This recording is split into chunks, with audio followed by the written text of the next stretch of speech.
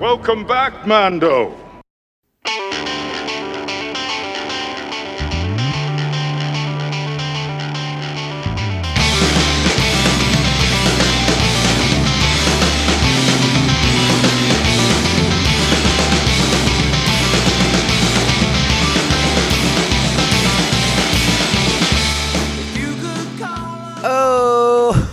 Oh, greetings, Bucketheads. Mavar Tagar. Welcome to our 367th Inquiring Inquisitively About Inquisitors episode of MandoVision. And I am your host, Nargai Tom. Thank you so much for checking out this small independent Star Wars podcast. So glad that you're here. Reach out to us on those socials at Mando_Vision on X and Insta. Of course, you can email me, MandoVisionTom@gmail.com. Make sure to like, subscribe, follow, and share this show with all the Mandalorians in your covert. All right, Bucketheads, we are back for another episode of Maul, Shadow Lord, and I have to admit, and maybe even offer up apologies, this episode is getting to you later than intended. Yes, it's still out on Monday, so I guess I hit the mark in that regard, but I had planned on it being out much, much sooner, but, you know what they say about plans. So, we're here now. We're here to talk about Maul, Shadow Lord, and I'm excited to do so.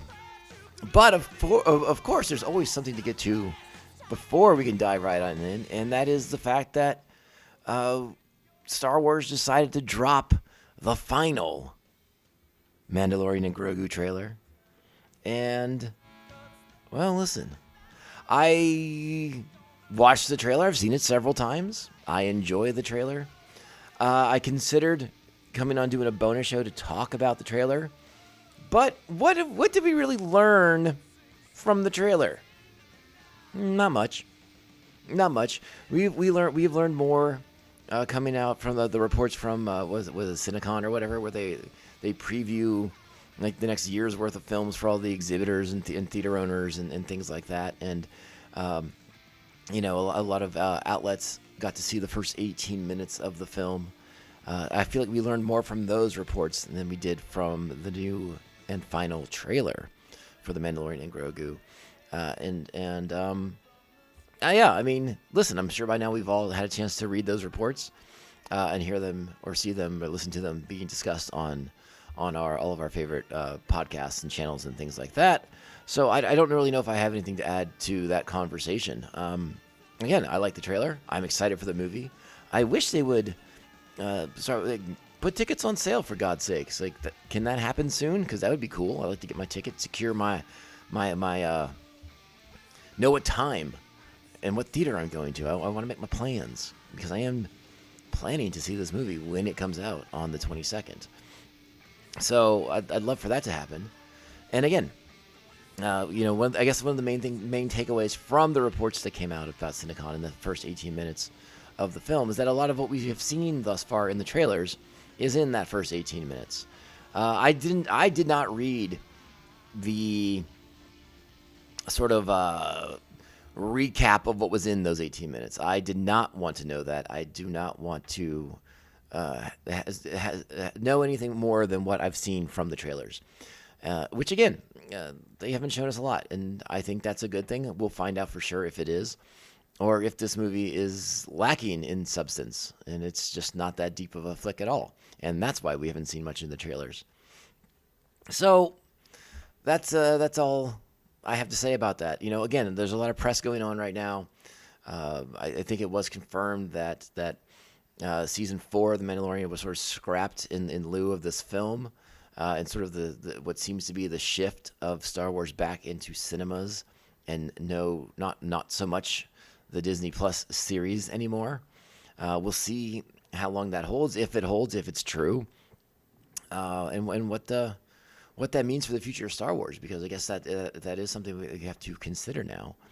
That maybe the streaming live action Star Wars is not going to be something that lasts much longer. We'll have to wait and see. I think that would be a shame. Obviously, shows like Andor are a testament to what can be done in live action. But Disney, they are the stewards, the custodians of Star Wars right now, and clearly their game plan is to get back into theaters. So, again, that's all I really have to say about that. Let's go ahead and shift gears, get into this episode of Maul, Shadow Lord. So let's give credit where credit is due, friends. Are you ready? Maul. Whoa, hang on. Let's start again. Star Wars, Maul, Shadow Lord, Season 1, Chapter 5, Inquisition. Original air date April 20th, 2026. Written by Jennifer Corbett, directed by Sal Ruiz and Tatiana Drury-Carvin.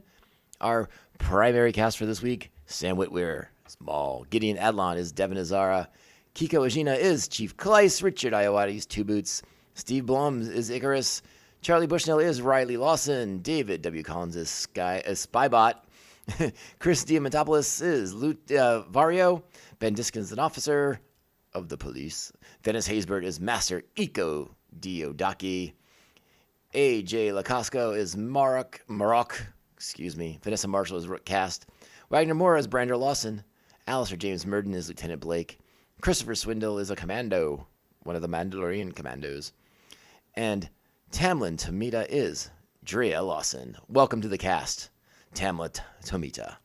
Our plot for this week: Captain Lawson faces a sobering new reality. Yeah, it's different now. This show is different. Before we get into our review and recap proper, I do want to mention there is a bit of a tonal shift in this episode, because as the Empire pulls in to Janix, we get to spend more time. Now, not that we haven't seen it in the daytime, but we go away from nighttime and the shadows and the, sort of like the time of Maul, into the daylight hours of Janix, and seeing the Empire roll in and how it affects the everyday average citizens of Janix, as opposed to our sort of syndicate-focused first couple of episodes where we're lurking in the shadows and we're doing night moves and making things happen. So an interesting visual shift in this episode, and I don't know, maybe that carries on into the next. I have not watched ahead, so I don't know for sure. But let's go ahead, let's get into it. You know what that means. It's time. Strap on your buckets. Let's go. Get out of here. We'll hold them off. You're going to have to relocate the covert. This is the way. This is the way. So we start basically where we left off at the last episode, in the Empire arriving on Janix. Star Destroyer above the capital city, and gunships and troop transports rolling out around the city to secure the location, cutting off travel, cutting off anybody going anywhere. They're going to lock this sucker down. Rook, Cass, and the Mandos observe. We see Master Diodaki and Devin, Master Iko Diodaki and Devin, planning to escape the city. And they say, like, listen, the Empire's here. Maul is their problem, and they have to focus on survival. So their plan is to get out of the city as quick as they can. That we see the TK stormtroopers rolling out, filling the streets, going in and taking control of the police station, which is the next scene where Kleiss and Lawson are sort of commiserating on the arrival of the Empire, and how Kleiss very, very bluntly puts it all on Two Boots, and even Lawson at this point has to sort of acknowledge that Two Boots was just doing what his programming said to do, and try to let him off the hook a little bit. And then Kleiss makes an offhand remark about, well, hey, it could be worse, at least we're not harboring Jedi. Oops. Well, Lawson seems to know the truth about that one, at least at this point. I believe he is keeping that one still under wraps, but we know the truth. We are introduced to Lieutenant Blake, who arrives at the police station to take control of the investigation into the whereabouts of Maul, and we begin the interrogation of Chief Kleiss. We see scenes of the Empire locking down the city, checking for documents, and Spybot observing all of this and reporting back what they are finding. We see that Maul's forces have been driven deeper into the underground.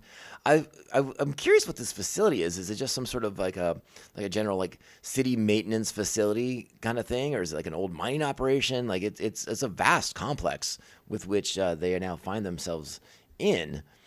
Visually, it's very arresting. I enjoyed it quite a bit. Rook obviously wants to leave. He's like, there's too much heat here. We gotta go. Maul, not so fast, my friends. That's what he's saying. And Rook Cast has to ask bluntly, is this about the girl? And Maul doesn't come out and outright say it, but he says we must stick to the plan. And that's when Florio comes in and wants to know what the plan is exactly. Like, what is going on here? Why aren't we moving out with the Empire here? I said Florio. I meant Vario. I apologize. I knew as soon as it came out of my mouth I was wrong. So Vario wants to know what's going on. And as he points out to Maul, like I held up my end of the deal, and now the Empire's here, and my smuggling business is completely shut down. They've locked down the planet. I can't do smuggling things anymore. What's going on?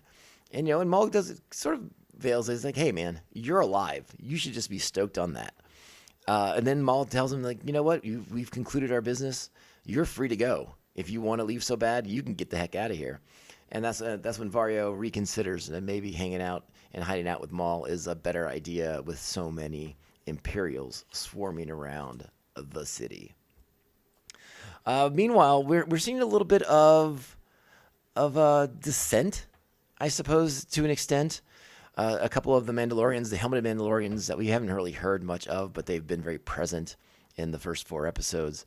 They're concerned about the Imperial arrival and what that means for their payday. So clearly these are mercenaries that Rook has brought on board, and they're only loyal as far as them getting paid, it seems to go. Rook Cast is the one loyal to Maul. These other Mandalorians are not bought in the same regard. They're getting paid to be there.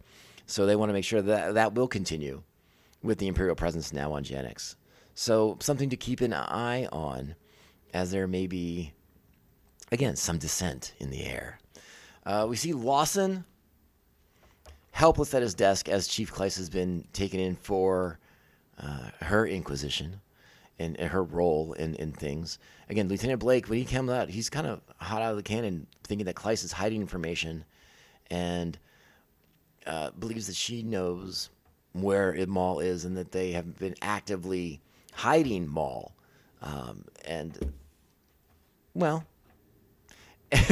we know the truth there. Lawson's been keeping a little more secrets than Kleiss has. But we see Lawson, he's helpless at his desk. He looks around and sees stormtroopers taking control of everything, and it's making him angry. Two Boots comes over, bringing him some coffee, and noticing that Lawson is in distress. And Two Boots, very self-centeredly, decides he's upset because, last time he shut Two Boots off without permission. And he's like, don't worry, I already forgave you for that, Lawson. We're all good. And Lawson sort of is like, how could you possibly think that is what I'm mad about? Look at the Empire. Look at the Empire running around here, taking control and doing their thing. And, Two Boots is a droid. He processes this very logically. Just like, well, we don't have the resources to combat Maul. They're here because they do. And, that's the situation. That's what had to happen. Was the protocol that I followed so that we could have a resolution to this criminal that is now running around on Janix. And Lawson tries to point out, as he's hinted at through the course of the show, that once the Empire gets here, what are the odds they're actually going to leave? And again, Two Boots very droid-like when he says, I don't have enough information to make that assessment right now. So Two Boots clearly not affected by the Imperial presence here because, again, that was the protocol. That's what he was supposed to do. They have the resources to handle Maul, something that Two Boots felt they couldn't do, and was ultimately proven right. But I guess the question is, will the Empire be successful in apprehending Maul? All right, so now we have Blake coming for Lawson. We find out that Chief Kleiss has been, quote-unquote, transferred permanently. And Blake encourages Lawson to be more forthcoming than Klyce was with information. So we get Lawson in an interrogation room, and then out from the shadows creeps Marok, a.k.a. First Brother. Meanwhile, we have Devin and Master Iko Diodaki attempting to avoid Imperials on the city streets, and Devin, openly questioning the decision to run and hide from the Empire and this sort of life of running and hiding and just trying to scrape by. And again, sort of the wasting of their skills, the wasting of her potential. And Iko Diodaki, he hears the influence of Maul in her words, and he says as much to her. And I think it's a very cool scene between the two characters, the way that he knows his Padawan's heart and understands that the influence of Maul has sort of made a little bit of an impact on her and the way she's sort of thinking about things. And, Diodaki says it, we saw it in the trailers, so it's but the timing of the line is as important as ever, which is that, yeah, sure, the Empire is the common enemy of the Jedi and Maul currently, but Maul can and never will be an ally of the Jedi. That's just not the way it works. Meanwhile, Riley Lawson is going to find his dad. He gains entry to the police station way too easily. Not only does he get past the droids, at the front desk, but then he walks right past a stormtrooper. So, what's this Empire guy doing? He didn't, this kid just gains entry into what I believe is a secure, a supposedly secure police station. And again, trying to have a conversation with Two Boots and get information from Two Boots. And Two Boots is not having it. He's like, just because I've known you forever doesn't mean I'm going to tell you what's going on in an active investigation. More examples of Two Boots following his protocols, following the rules. And he's not going to break them for Riley. And obviously, that's just not in his programming. So he is about to be escorted out when Lieutenant Blake comes over and asks what this child is doing in this facility. So again, the Imperials all over the place. Blake showing himself to be a real piece of work. But Two Boots being Two Boots. Two Boots is thus far one of our most consistent characters. He's doing what he does. He's doing what his programming dictates. He's following protocols. So the least affected character by the Imperial arrival is Two Boots at this point. Meanwhile, we get a little bit more of First Brother versus Lawson, kind of framing the argument that after the ambush and so many of Lawson's men being killed, that Lawson was quote unquote the survivor of it all. And isn't that convenient? And Lawson says that. He's like, yeah, lucky me. Look at this. I survived and now I'm here with you. Great, just where I wanted to be. Meanwhile, we cut back to Master Iko Diodaki, and I should mention, he's still feeling the effects of his fight with Maul. He's still injured pretty badly. Grabbing his chest in pain. Looks like he's having a hard time getting around. Maybe even catching his breath a little bit. So Iko Diodaki and Devin are in the subways, and Diodaki takes the time again. He's sort of trying to soothe the conflict within his Padawan, within Devin, and he mentions that in his very long life, he's seen many changes in the galaxy, and that tyranny has always been defeated. And I think he wants to have Devin cling to hope, to believe, and be hopeful that things are going to change, things are going to be righted at some point, and to not give in to anger and frustration and those negative, darker emotions that lead to the dark side. Again, the wisdom of an elder in this case, trying to pass that wisdom on to his student so that she can take some comfort in that even in these dark times, there must still be light. I think it's a really great sequence. Again, they're trying to get out of the city. They're in the subway now. Subway cars pull up. Guess who exits? All the stormtroopers. Checking documents, looking for Maul, looking for leads. And it's time for our Jedi to make their escape. Except they run right into another stormtrooper. And Echo Diodaki breaks out the classic Jedi mind trick. You've already seen ours. We're free to go. It works. It fools the stormtrooper. He gets them out of the way. They start to walk away. And then another stormtrooper observed the whole thing. It's like, well, why'd you just let them leave? They didn't show you anything. So we get a bit of a fight. They don't break out lightsabers or anything like that, but they do show off some great skills in beating up some stormtroopers and eventually escaping and running away from the stormtroopers by making a great jump across the tracks. The stormtroopers are in pursuit, but the Jedi are able to hide and, again, make their escape. And, again, we see another moment here. All that effort, all that exertion. Diodaki is beat up, banged up, and he says, like, yeah, I'm not great, but I'm doing all right. I'm still catching breath. We're living life. We're getting after it.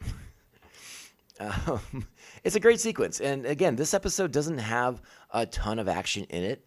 We're really setting up this next phase of the show. So this is our action sequence. So this is why you gotta get your moments of joy out of this one, right? Meanwhile, we have gunships descending to where Maul's first hideout was. The TK stormtroopers and First Brother arrive. We get Riley Lawson back at home, making a phone call, calling his mom, the Imperial, who says, don't worry about it too much. Your dad's probably going to be fine, and you guys just need to, when the Empire asks you to do something, you just got to do it, and tell your dad to do the same thing. Just cooperation, comply. It's a strange message for your mother to tell you. I guess in many regards. I like this dynamic, though. That's something that we haven't gotten to explore too much in any Star Wars stuff, really. A family sort of broken apart by the Empire because one person's an Imperial and one person isn't, and then the child kind of caught in the middle. I think it's fascinating. I think they could lead to some really interesting stuff here, and we're getting that teased a little bit with this interaction with Riley and his mother. Meanwhile, Devin and Echo Diodaki, they need to hide. There's just too many stormtroopers in the city. They're not going to be able to make it out into the forests. It just isn't happening.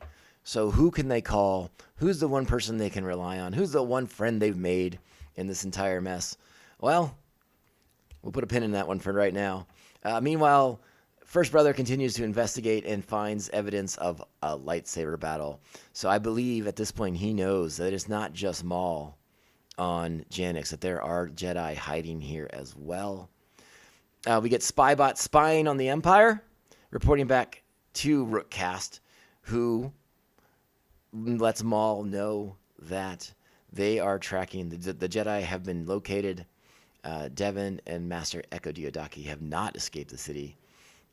This is when Maul is getting his leg repaired, because remember, Master Echo Diodaki did a little damage on Maul himself. So he has the Knight Brothers doing a little bit of repairs on that cybernetic leg. And Maul seems somewhat excited to learn that Devin is still in the city. He says it's quite fortuitous. Meanwhile, back at the police station, apparently the information that Lawson provided to First Brother was enough to get him out. He has been released by Lieutenant Blake, and he's heading home. He's going to go home, see his son. Forget this day ever happened. See what the next day has in store for him. Well, that's when he finds in his living room Master Diodaki and Devin, a.k.a. Uncle Docky. And I think Lawson knows that his life has just gotten a lot more complicated as he is now literally harboring Jedi in his home. So that can't be good in the long run. And again, we have to wonder, is Blake playing a game here? Does he think that Lawson is more involved than he's led on? Are the Empire secretly following Lawson? Are they keeping tabs on him? Or did Lawson's ex-wife make a phone call to get Lawson out of there, get him released?